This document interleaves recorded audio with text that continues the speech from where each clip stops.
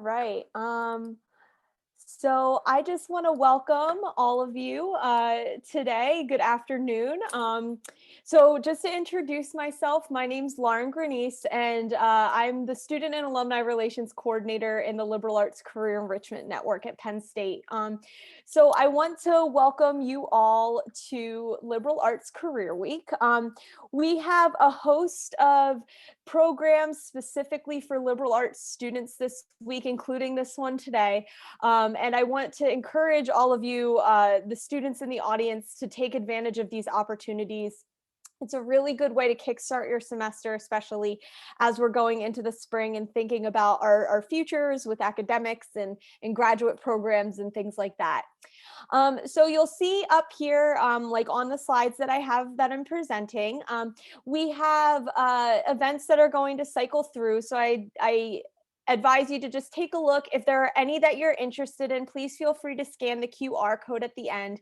We also have a texting service as well as a live chat feature on our website. So if you have any questions about your career path after this presentation or after Liberal Arts Career Week in general, please reach out to us. Myself and the other career coaches are more than happy to help you out with any career related types of questions that you might have. So today we're going to focus on graduate school, should I go? Which is definitely a question that has taken on new meaning with the pandemic. So just to give you all a quick overview of the presentation, we'll first have a 30-minute presentation followed by a 30-minute panel with a few graduate students right now who are in the different PhD programs at Penn State. And then this workshop is also going to be recorded. So I encourage all of you who are in the audience as we're going along to ask questions. You have a panel of 3 experts here. Use them, ask questions that you might not know the answer to when it comes to your graduate course of study or just questions about graduate school in general. So to begin, I'm just going to quickly introduce our presenter first, Terry Frasca, who is a 3rd-year PhD student in social psychology and women's gender and sexuality studies. After receiving her Bachelor of Science in Psychology from UNC Chapel Hill, Terry worked at North Carolina State University as a study coordinator and then at Duke University as a lab manager. Terry is passionate about helping others find their path and has led numerous professional development workshops to help undergraduate students prepare for post-grad life. So with that, I'm going to stop my share and I'm going to let Terry take over from here. And in about a half hour, I'll introduce our other 2 panelists. So go for it, Terry.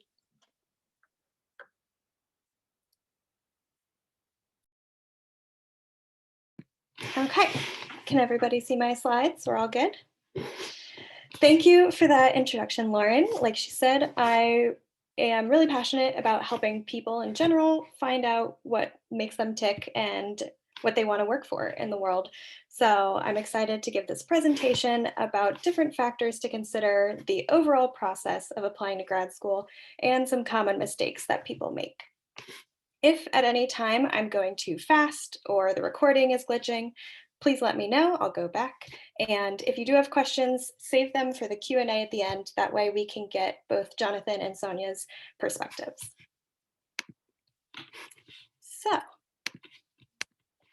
the roadmap for today is 2 pieces. First, we're going to talk about making that initial decision to actually go through with it and apply to grad school. And then we're going to talk about the mechanics of what happens when you're applying, because it's pretty different from applying to undergrad.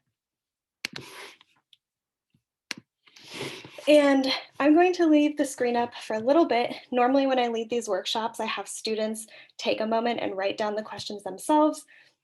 But to facilitate sort of a broader perspective about thinking about your job in post-grad, some important questions to consider are what you want your full-time job to look like. Does it have to be something you're passionate about? Can you find passion in your hobbies? Do you like working with others or alone? I know we all want to travel right now because we're all stuck at home, but do you want to travel a lot or are you really enjoying working from home remotely? Do you want to be your own boss? Do you like working under someone else's supervision? A lot of times we talk about having a boss as something negative, but it's not necessarily. And then finally, an important and crucial one for grad school in particular is, do you want to start your job as soon as possible? Or are you willing to put in some time and invest time to seek longer term pathways?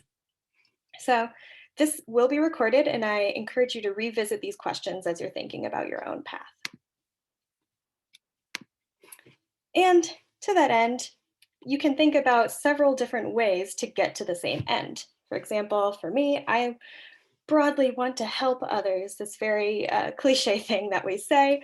And for me, it's a little bit more specific that I want to help fight gender inequality. And I could have done this several ways. I'm getting my PhD in social psych and women's studies. That's one pathway. I also could have become a lawyer and studied discrimination law.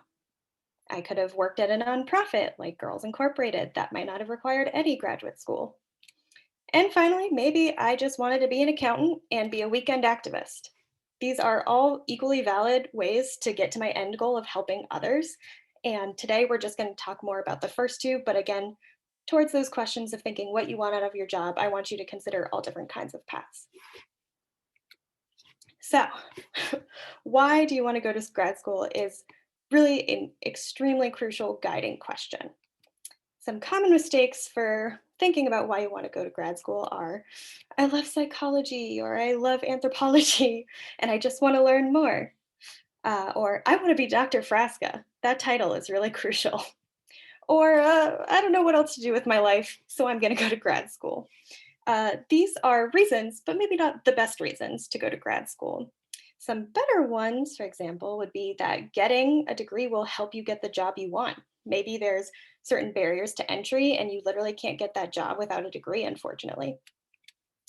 To that end, it can also help you improve your mobility. So you might hit a barrier where you can't move up within a company until you have a certain degree. And on the academic, intellectual field, you can want to contribute. So, as researchers and as theorists and professors, oftentimes we call it creating new knowledge. You're teaching new people about new ideas. And so, these are all some more substantive reasons to go to grad school than perhaps the more uh, easy ones of I just love psych and I want to be a doctor. But another big factor is considering the timing and the both time and monetary investment in grad school.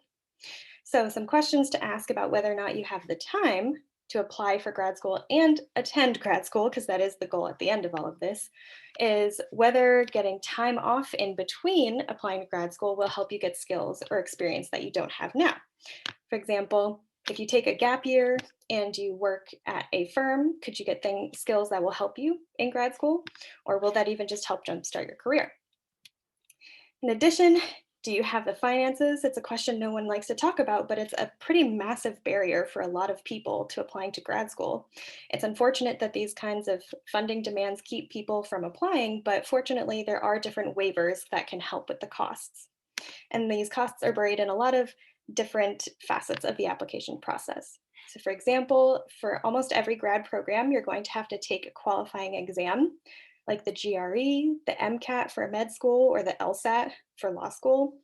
And at least the GRE is $200 each time you take it. I personally took it 2 times. Sometimes people take it 1 time, but that's a $200 big expense right up front. Again, though, there are waivers for that. In addition, you'll probably have to pay to mail those scores to all of the schools that you want to apply to. So it's typically $20 per each school. Most schools, especially now that we're remote, are asking that you submit transcripts only after you get accepted, but some do still require that you send an official transcript up front. That's $25. And again, there are application fees for each school that you apply to, which can be up to $100 for some of the Ivy Leagues or really high up schools. Finally, for PhD programs in particular, there are often interview weekends where you go out to the school and you meet with faculty and grad students all day for basically Friday through Saturday. And while some programs do have the funding to pay for you to come to their to Penn State. Other times you'll have to cover at least part of the cost. So that could be an estimate of $0 to $400, but it really ranges just based on the program. So, unfortunately, I would hope higher estimate, but still a realistic number for applying to one grad school would be about $345. Of course, that GRE, that big $200 fee, is going to apply to everything. You don't have to take the exam every time you apply to a school, but it's still something to consider. So, again, there are waivers, but it's a barrier to consider, and working in between undergrad and grad might help you get the funds to be able to cover that application. And then finally, in terms of not only the timing within your life, but having the time right now to apply, I tell my students to consider it like a 3 credit course because the time it takes is way more than you think. I've done 2 rounds of applications, and even my second time, it took more time because you have to find schools, you have to put a lot of time into perfecting your application materials, which we'll talk about in a little bit, and just a lot of little things that it takes time to coordinate. Finally, a big question is, are you ready to commit 2 or 6 or more, in the case of med school, years to studying? And it's not something to take lightly. You need to consider your big life milestones, like if you want to travel once we get out of this, or if you want to have kids, if you want to get married and you think that that will impact your ability to complete your studies. Again, it's equally valid to say, no, I have these other things in my life that I want to prioritize over going to grad school right now, but it's something to consider when thinking about, is now the time to apply? So I'm going to work backwards from the timeline for typical applications for a PhD program. They'll be modified a bit if you're applying to master's programs or medical schools, but it's still showing you just how much time investment you need to put into this process. Many applications are due either December 1st or December 15th.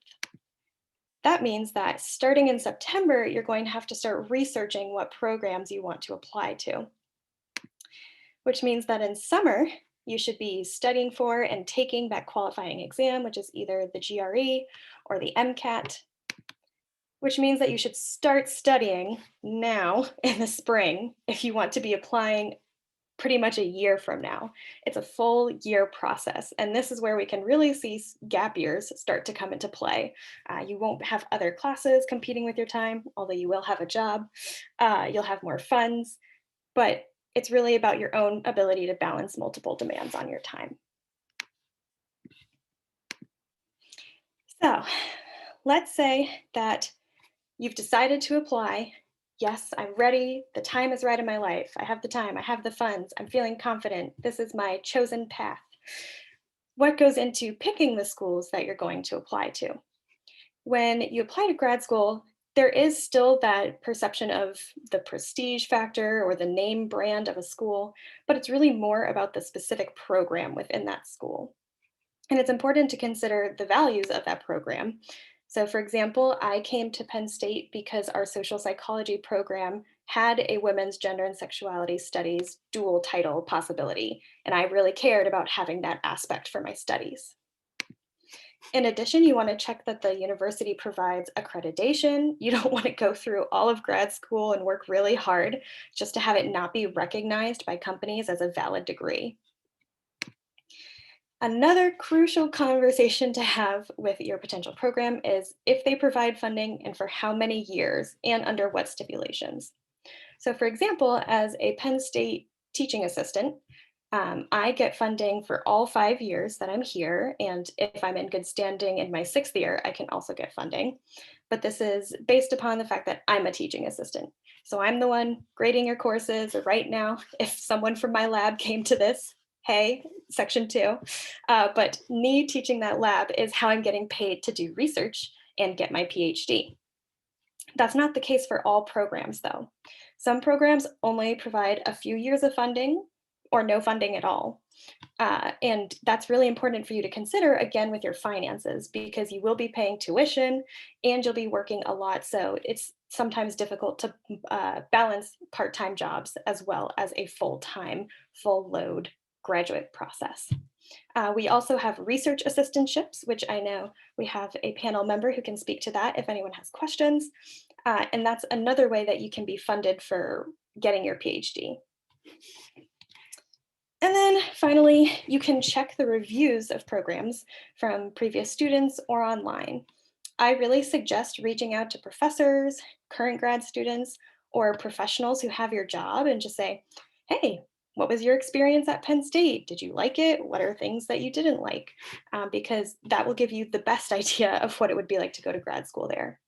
However, I also encourage you to reach out to career services and your academic advisors so that they can, they largely have networks of their own where they can tell you what they've heard or what they think would be a good fit. And then finally, these are a few links to online rankings or reviews of schools. And I will say take these with a grain of salt because rankings are based on largely hidden criteria. So we don't know how exactly they're being ranked. So saying that Penn State is #1, of course, would feel good, but we don't know exactly what that means. So I really encourage you to think about your own values, what you want out of the program, and going based off of that rather than some external ranking system. Okay, so we've picked our schools. Now what goes into an application? Well, first, you're going to have that paper application, now online piece where you'll write your name, your address, etc. Then you're going to have to upload a CV, a curriculum vitae. That's a massive list of all your academic accomplishments, or a resume. You'll need to upload a transcript like we discussed, your GRE, MCAT, or LSAT scores, at least typically 2 or 3 letters of recommendation, sometimes even 4, and we'll talk about that a little bit later, a statement of purpose, as well as a personal statement. And even though those sound really similar, we'll go over in a second about how they're different. And let's say you get all of these rainbow pieces together and the program likes you. Like I said, in PhD programs, that will also lead to an interview, which is seen as part of your application. So to define personal versus statement of purpose a bit more, your personal statement is like it says, it seems a bit more personal to you. It touches on why you're interested in this career. Again, so grad school isn't just the end goal, it's a step on the longer path. So, how is grad school going to help me become this person who works at Girls Inc., for example? By contrast, your statement of purpose discusses why you're interested in that specific program. So, what was it about Penn State's Women's Studies program that made me want to come here? That's what I discussed in my statement of purpose. In addition, your personal statement can include aspects that are non professional. So, I discussed my volunteering or my extracurriculars that sort of fueled that passion for coming to Penn State. Whereas your statement of purpose explicitly states the professor that you want to work with. And again, this highlights how when you're applying to at least PhD programs, it's more about the program and less about the school. It's about the professor you would be working with and not necessarily Penn State as a broad entity. Both, importantly, argue why your previous experiences have perfectly prepared you for grad school at this specific program. We'll go into examples in a little bit. And then finally, they're both going to describe your end goals and career. So again, you're creating this narrative that your undergrad experiences, both extracurricular and curricular, have prepared you for this next step in a process. So you're making a case for why you belong at that program. Because of experience A plus experience B, I'm prepared to do C, a task or a skill that's required in completing graduate school. And I took the liberty of digging up my old applications. So here's a paragraph from my application to NYU's social psych program. This is the ending paragraph. So I had earlier described the different kinds of tasks that I did in 4 distinct labs. And in summary, I said I have both the knowledge of literature on race and gender, as well as a wide breadth of methodologies in my toolkit to use in my study of the varied experiences that diverse groups of women face in the workplace. So A, knowledge, B, methodologies equals C. I'm going to study women's experiences in the workplace. I also name dropped the professor who I wanted to work with. And as, again, a transparent view of the process, I didn't get into NYU. I didn't get an interview or any of the phone call pieces. And so it just goes to show that this is a really rigorous and tough process, and do not feel bad if you don't get into schools, because I didn't get into NYU and here I am, 3rd year at Penn State. So this is my statement of purpose. Again, this is why Penn State, or in this case, NYU, was perfect. Next, we go to our personal essay. This is from me applying to Carnegie Mellon. And throughout this essay, I talked about how I had received almost exclusively female mentorship and how I understood that that was the exception, not the rule, but how that really uniquely framed my perspective on my research. I talked about how I'd helped friends negotiate salaries before and how that was really rewarding, and how I wanted to take this further to not only help my friends, but to help create change on a larger scale. So that's this last part. I'm using my graduate work as a transition to help women on a larger scale. And again, in the fanfare of transparency, I also didn't get into Carnegie Mellon. So again, you just need one school to accept you, and rejection will be quite popular in grad school. So it's good to practice taking it on in the application process. So as a brief overview of the different components that are in the essays, again, the emphasis is really why. Why do you want to go to grad school? Remember, it's not just because I love this and I want to be a doctor or I'm not sure what I'm doing, but what is this going to help me achieve? Grad school is a mechanism for achieving something. You're going to discuss your qualifications. So, for example, I talked about working in a bunch of different research labs and how that gave me a lot of experience that applied to grad school. You can take the space to explain any issues. I had a moderate score, quantitative score, math score on my GRE, but because I had done pretty well in my stats courses, I discussed that I think my longer term performance in my stats course overcomes this one test that I didn't do as well on. So you can be transparent about issues and really show how you've compensated for them. You can also discuss your student involvement in that personal essay, like I did with volunteering. Your aspirations and goals show that you're thinking beyond just what Penn State will do or what the program will do, but what your career will do. And again, you're showing why specifically that school. This seems like a lot, and you have to pack it all into 1 or 2 pages, single spaced. So I have always told my students, it sounds like a lot, but to expect at least 10 rounds of revisions on an essay. Our panel members can speak to whether or not that's realistic for them when we get to the Q&A, but it's really a reiterative process, and that's why I encourage you to start very early, and that's why we go all the way to spring for taking exams and studying for exams, because this really is a year-long process. So we've covered what you should do. Now we're going to cover some common mistakes in the actual application. A lot of people will write a laundry list of their experiences. So first I did A, then I did B, then I did C. But in reality, you're crafting a narrative that might not be chronologically accurate and doesn't tell every single detail. You're just making it seem like a perfect story, which does seem disingenuous, but it's part of the reality is like lives are messy and we want to convey some clear story. In addition, a lot of people will write as if their biggest accomplishment is their most meaningful. So I had an internship at Yale, and that name carries some prestige with it, but I honestly didn't get as much out of that as I did working in some smaller labs. So in my personal statements, I didn't really focus on Yale, and in some of them, I didn't even mention it. It was on my resume, but I thought that I could create a stronger narrative by focusing on what was really meaningful. I will say, for some people, the biggest accomplishment is the most meaningful. I don't want to downplay that, but it doesn't necessarily have to be. In addition, sometimes people will focus too much on their weaknesses and not how you overcame them.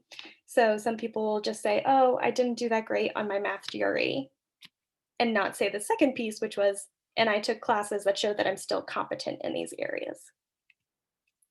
And finally, you're not connecting the dots for the reader. So you're not saying, because I had this experience plus this experience, I'm now prepared to do grad school. And overall, that leads to a lacking a why this grad school. I would say this is the number one thing that will ding an application, is if it's unclear that the student has really intentionally thought about why they want to attend grad school, why that grad school specifically, or why grad school in general. So for the process of application for a master's, typically you submit some of these pieces, not all of them. Typically, masters only have one statement instead of two statements. You submit it, a board will review it, and then you get accepted. Great, awesome. By contrast, it's a bit more complicated for PhD applications.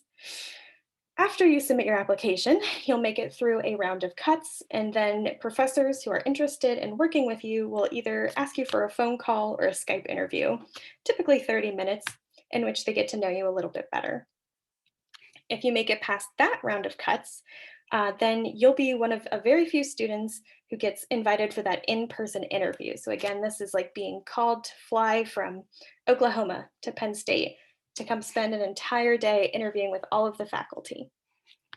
After you come and spend all that time interviewing with faculty, then they'll cut it down to typically just a few people, like 5 or so, and then you'll get accepted into the program. And when you get accepted, it comes with that offer. An offer letter will tell you if you're getting funded, how much you're getting funded, under what stipulations. So celebrate the acceptance, but don't forget that you still have to think critically about what the conditions of your acceptance are. So, in conclusion, applying to graduate school is a lot of work. Hopefully, I've conveyed that, and thus should be very intentional. What is grad school going to help you accomplish? It's a mechanism, it's not the end goal. It takes a lot of time to apply, it's expensive to apply, and thus you should start early and ask for help. A lot of this information is hidden or just not talked about. And so only the people who are already working with graduate students or professors really have access to it. So even if you're not in a research lab or you just feel like you don't know what the next steps are, please reach out to professors and grad students in your department, because at least I hear lots of others are very willing to talk to other people, and we want to try and break down those barriers as much as possible. Thank you for your time. And are there any questions about PowerPoint portions before we get to the Q&A? Feel free to unmute or put it in the chat.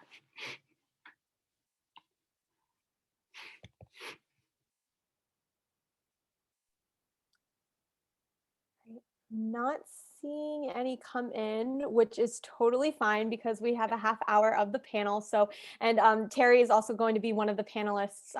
So I encourage you all to process a little bit, think about what Terry just presented to us, all of the informative information. Thank you so much, Terry. That was really great. I know that reflected even my process of going into a master's program and applying to that. So with that, I'll jump right into the panel. And I want to again encourage all of you in the audience to, if you have questions, pop it in the chat. But I want to introduce first our other two panelists. So I have the pleasure of introducing Sonia Trewick and Jonathan Correa. And Sonia is a PhD candidate in Hispanic linguistics in the Department of Spanish, Italian, and Portuguese.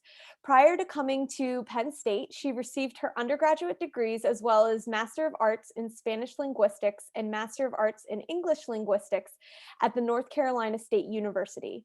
While at Penn State, she completed an MA in Hispanic linguistics and has served as a research assistant and manages the academic journal Language Variation and Change with her advisor. She is data and research oriented and is currently preparing to enter the job market after graduating in spring of 2022. So welcome, Sonia. And Jonathan is a fourth-year PhD student in comparative literature with a doctoral minor in English. His research focuses on the literary production from England, Iberia, Scandinavia during the Middle Ages. John studies how medieval communities perceived the past, both historical and legendary, as an archive of narrative material that could be repurposed to address the concerns of their present. Thus, his research mainly focuses on medieval vernacular retellings of ancient narratives. His research and teaching interests include memory, rhetorical learning, the epic tradition, classic literature, narrative, myth, trauma, and video game culture. So welcome, Jonathan. So with that, I'm just going to throw out a question. So I guess we'll start with Sonia, since you're the first person that I introduced after Terry. So what made you decide to get a graduate degree?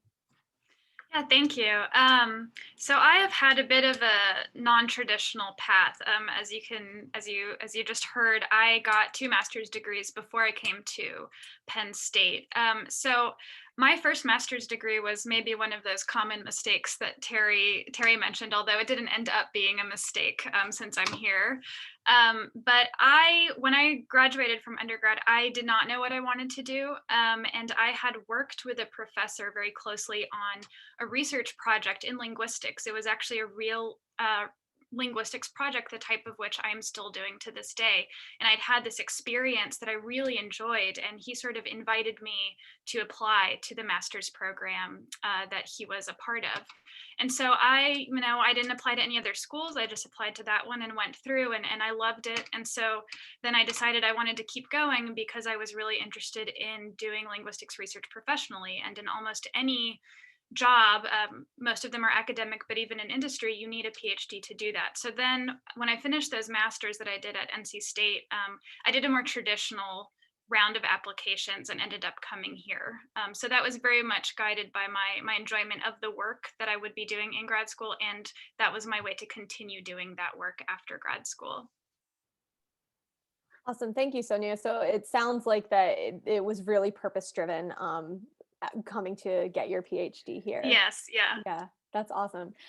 Jonathan, I'll ask you the same question. Yeah, thank you for that. And thank you for your introduction. I think that Terry touched on a lot of the points I would highlight on this point, but I think we cannot overestimate the value of that gap year, not only in terms of preparation, but also in terms of meditation, right? Like reflection on whether, like, do I want to do this? How do I want to do this? And Terry, like, made this very clear, right? So for me, story time, I took a gap year between my undergrad and my MA, right? I did my undergraduate in the University of Puerto Rico, where I'm from. And I worked throughout the entire undergrad, right? And after it, I kept on my job. It was a sales and marketing job, right? And I made good money, right? Like I was able, like, fortunately in that case, because of my job, like economics was not was not an obstacle at the time, right, for applying. But I still wasn't sure that grad school was for me, right? I'm like, should I do this? Like, why, right?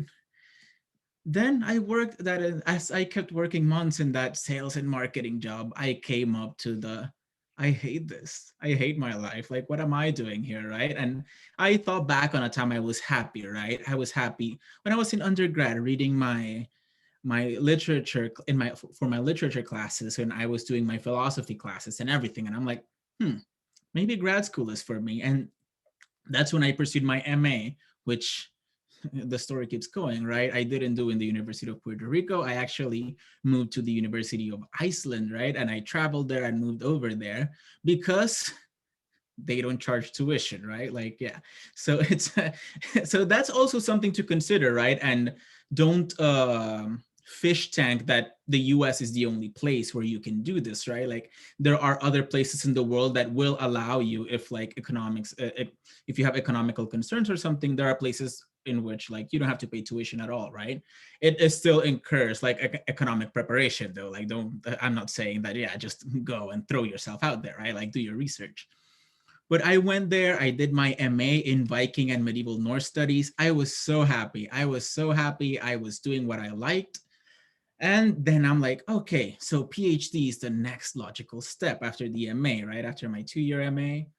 But I'm like, yeah, but really, is it though? So I took another gap year off and went back into the workforce, right? And ended up doing other things. But pretty quickly, it ended up confirming, yeah, no. Like, that's what I need to be doing. Like, the kind of life I want is a life of books, it's a life of reading, it's a life of writing, and that kind of thing. And it's really what I'm still excited about 4 years into the game, right? So I think, have a deep reflection with yourself, and if grad school is for you, the answer will be there, though. But don't skip that step, because it it can be a miserable life if you're not in it to win it, right? Like if you're half-assing grad school, sorry, I don't know if I can say that. Yeah, it's yeah, don't be honest with yourself and be certain with yourself that this is something that you can see purpose in, that you can find meaning in, I think would be my advice from my experience. That's great. Thank you so much, Jonathan. I feel like that self-reflection piece of really like understanding all aspects of life and like what you want and where you feel like you'll thrive really kind of drove you to make those different decisions. So thank you.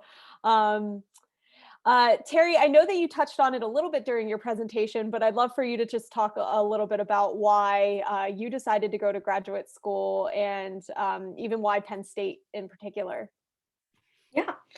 So, like many Penn State students that I've known, I went through my undergrad just doing everything that I thought you should do. So, I was told that you should work in a research lab, you should go to graduate school, especially if you're used to doing really well in school, right? Why not do more school? But at the end of my 4 years in undergrad, I was really, really burnt out. So I knew I didn't have the emotional energy to apply to grad school. So that's when I got a job and I applied to grad school the first time, sort of again out of a compulsion rather than an intentional act. I thought, okay, this is what I'm supposed to do. Everyone around me tells me I would be good at a PhD. Why not? And that time I didn't get any interviews, and I'm not surprised because my personal statements were really scattered. I didn't know what I was interested in. I kind of was just interested in everything. I wrote that common mistake intro of I love gender and race and I just want to learn more about them. And if you want to learn more, that's fine. There's tons of podcasts out there. You don't have to go to a PhD to do that. Um, but after my experience with applying the first time, I took 3 years of a gap year to really ponder on what I wanted out of life. And so deciding to apply it again was very intentional, even within gray space. So before coming to Penn State, I talked with a close mentor of mine and I said, hey, I'm not sure that I want to be like a professor. I don't know that I want to work at what we call an R1, a big research university where most of your job as a research professor is conducting research every day. I think I want to go into industry.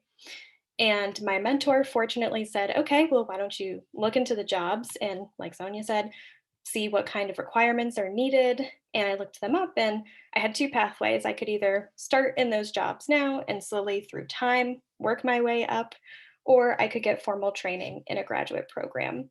And clearly I chose that option. Here I am. But even throughout grad school, I will say my reexamination of my career goals has changed. So don't feel like in applying to a PhD or a master's, even that you feel like you need to know exactly what you want to do because it can always change. But you should still go with some idea, at least, that this degree will help you get a certain kind of job. I'd like to add to, oh, sorry, if you're not done, go ahead, Terry. No, you go ahead. Oh, I just wanted to add to that while we're talking about the purpose of going to a grad program, especially if you're thinking about a master's, which is only 2 years and may have different requirements or opportunities than a PhD program where you're in it for the long haul and you're really going to be deep in your research or your teaching or whatever your program may entail is, a lot of jobs these days are asking for master's students because they have had the opportunity, I'll say, to develop a lot of really generally important skills.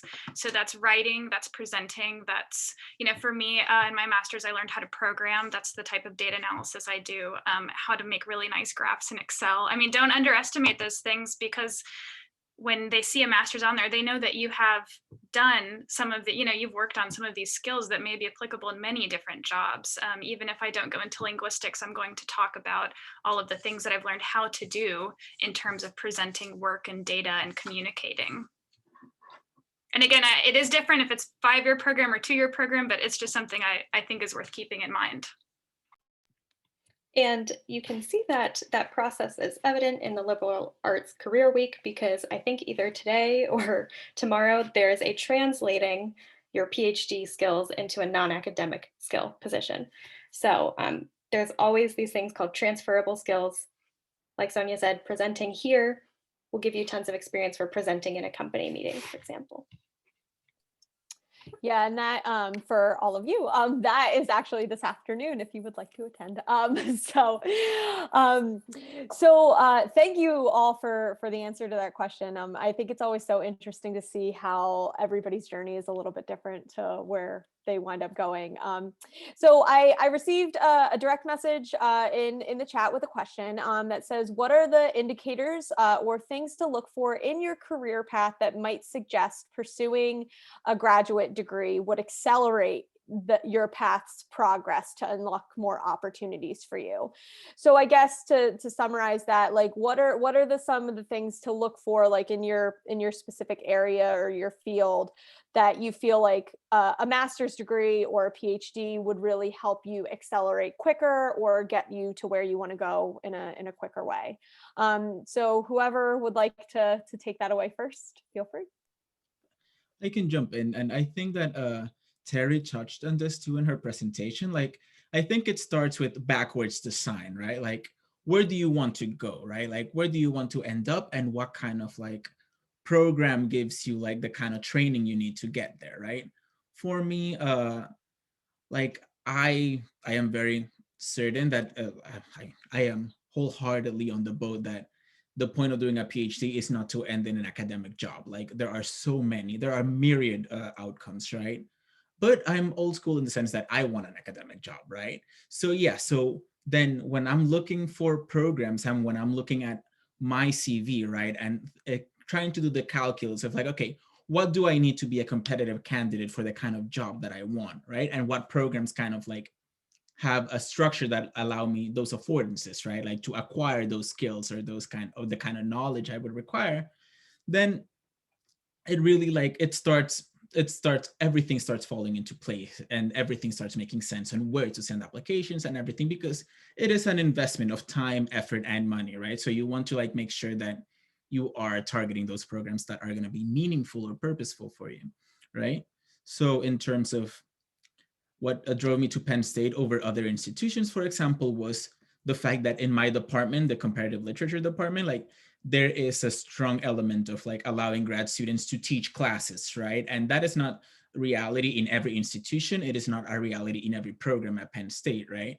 So I'm like, okay, what classes can I teach there and everything? And that has been pretty much my favorite part of my program, though. Even if I want to like, I'm also passionate about research and everything. Like this program gave me the opportunity of like communicating with people, engaging with people. As I mentioned, I've worked sales and marketing, so I do work with people, but I much rather like try to like engage with people without trying to sell them something in particular, right? But yeah, like let's come together and talk about stuff that we're passionate about and that kind of thing.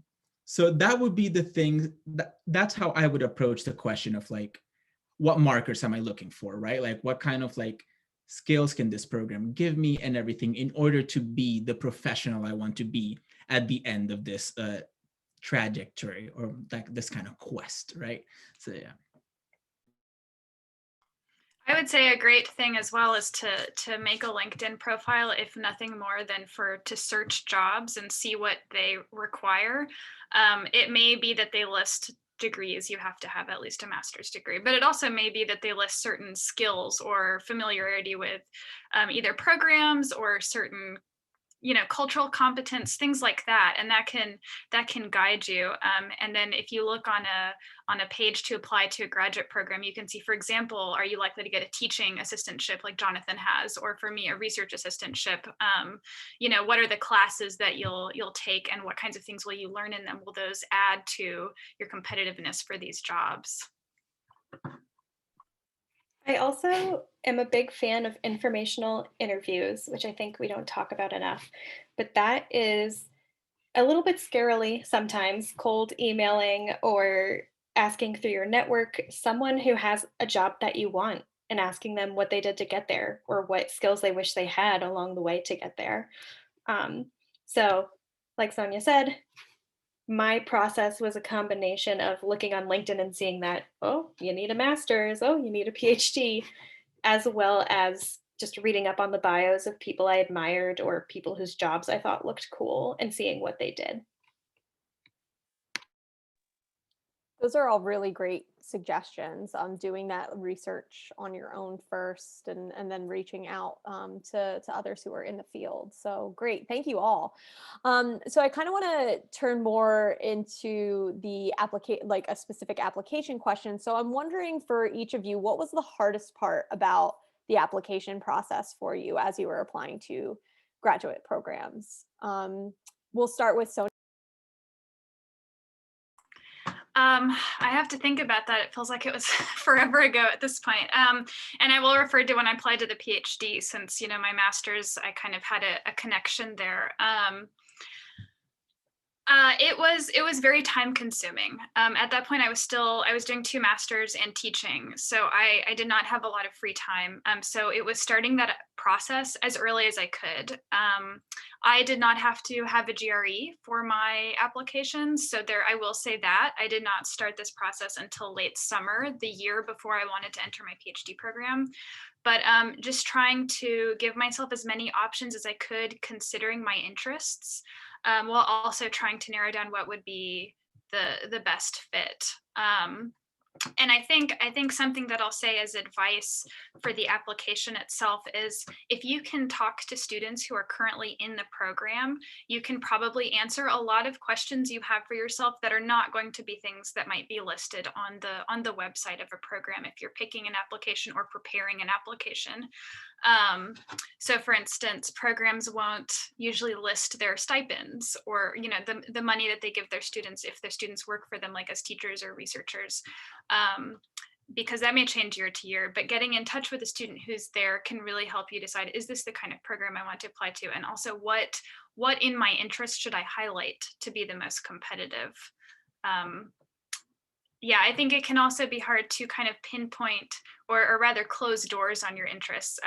You know, we're all liberal arts students. We're all thinking about grad school. It means we probably love learning, and we love reading, and we love history and culture, and, you know, a lot of things. And that's different than picking one interest that you're going to study, even for just 2 years. You're going to become an expert in that topic alone.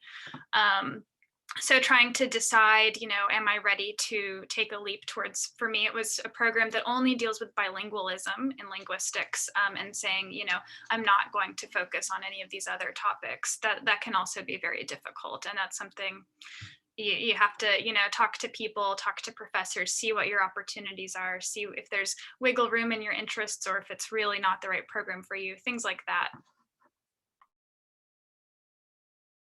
I can go next and say that the hardest part for me was the statement of purpose, because like I said, I did everything in undergrad and not so intentionally. So I was one of those people that had a ton of possible laundry list experiences that weren't connected in this perfect narrative way. Now, when I talk about it, I can make it seem like, oh, yes, my interest in moral psychology led me to social psychology, which led me to feminist psychology. Um, but it wasn't that neat. So that's why it took a lot of reiterations of my statement, as well as getting other people's perspectives on my statement, both friends and academic friends and mentors on it, because sometimes they can see connections that you didn't, or they can see different ways to frame it.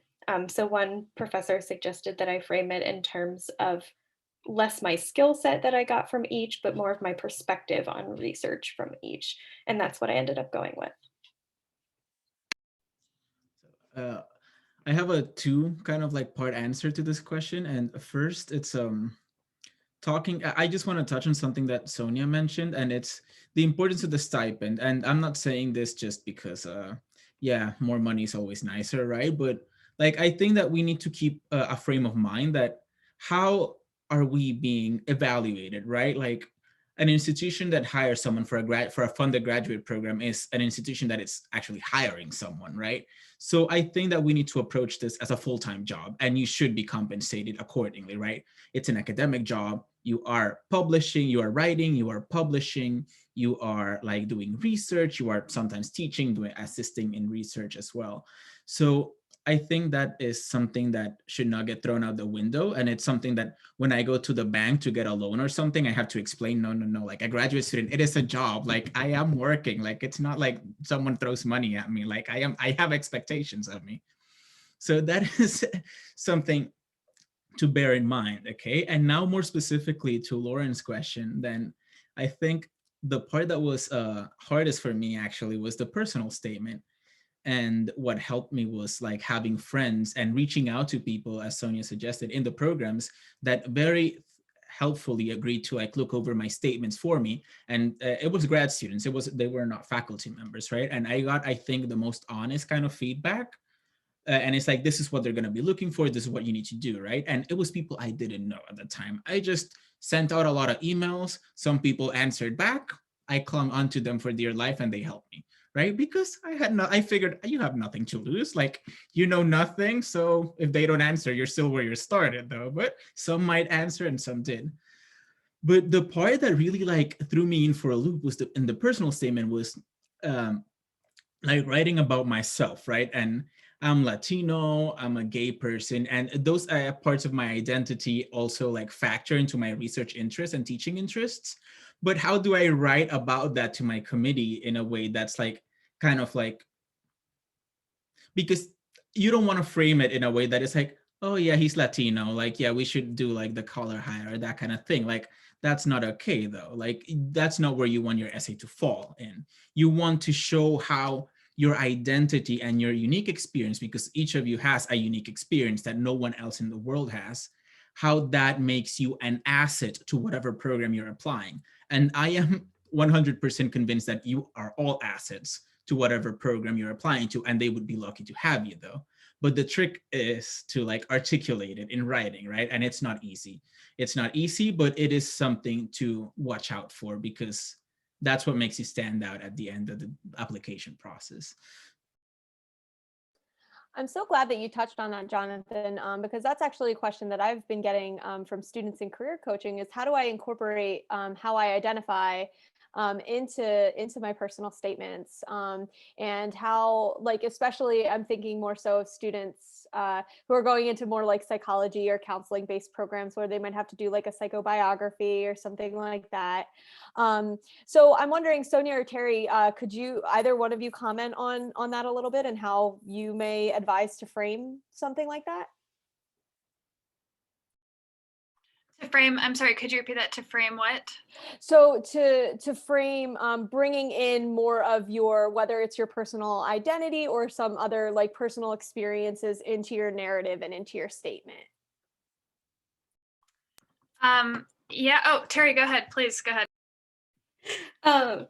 So I did discuss specifically because I had done my research on the Women's Studies program here in Penn State. So like I said, you want to be really specific in naming the program and professors you plan to work with.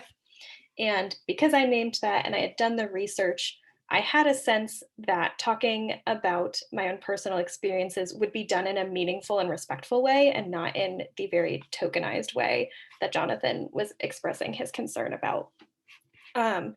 So I did use a little bit of space in my personal statement to talk about the complexity of my racial identity, working with people of minoritized identities in other ways, but also intersectional perspectives, and that we're all advantaged in some ways and disadvantaged in other ways, and how that's a really complex relationship that informs my approach to students and my research. I understand that the people I'm studying aren't just one simple data point. They're people with lots of identities, lots of experiences that conflict, contrast, create complications, etc. And like I said, I think I was able to do that because I was applying to spaces and programs that would understand that perspective. It takes a lot of finessing back and forth. Yeah, so I mean, my research focuses on bilingual individuals.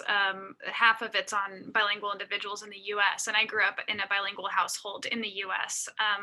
And so from an early age, I was always very interested in bilingualism, people who spoke different dialects, immigrant communities in the US. And so I really brought up how that's been something that I've carried with me since I was a child, this kind of interest in this topic that I was hoping to study in this program, despite not knowing what the field of linguistics was till I was about to graduate from undergrad. I didn't know it was a field at all.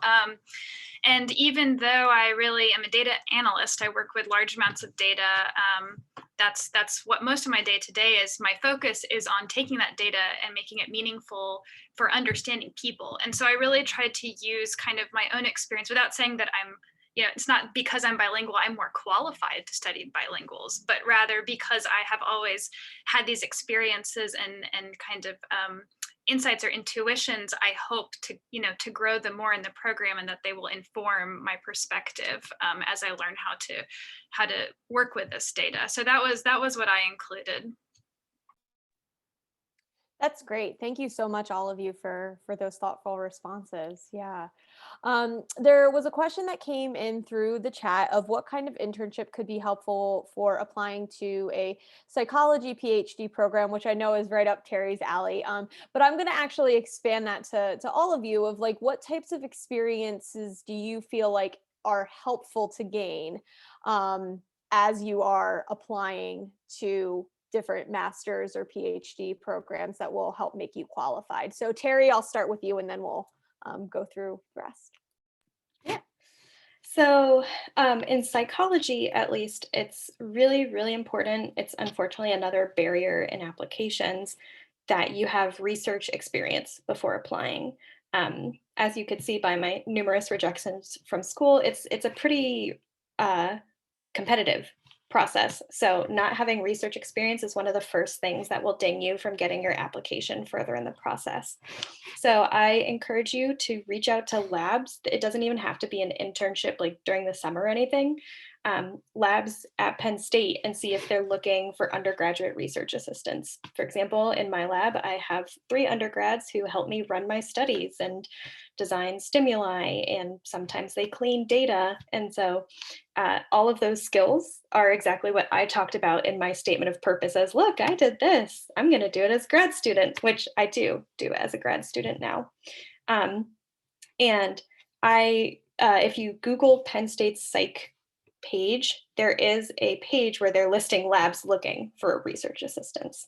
So research experience is probably the #1 thing for getting into a PhD. I can go next then.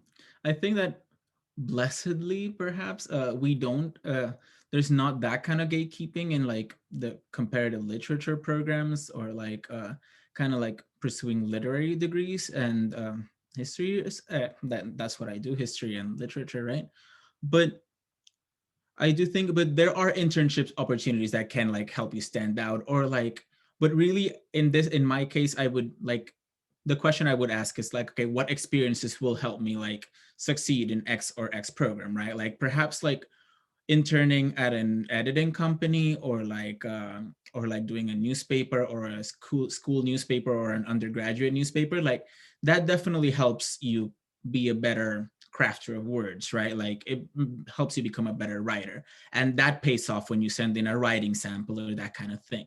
So definitely on this side of the sidewalk, like what I would say is like, just make sure to like pursue experiences that can translate into something meaningful and practical for you, because again, transferable skills, that's at the end of the day that will take you very, very, very far. Yeah, I want to build off of what you both said. So, for instance, for linguistics, there aren't many internships. There are industry jobs that are popping up, but it's relatively new, so it's hard to find internships that you would get to prepare you.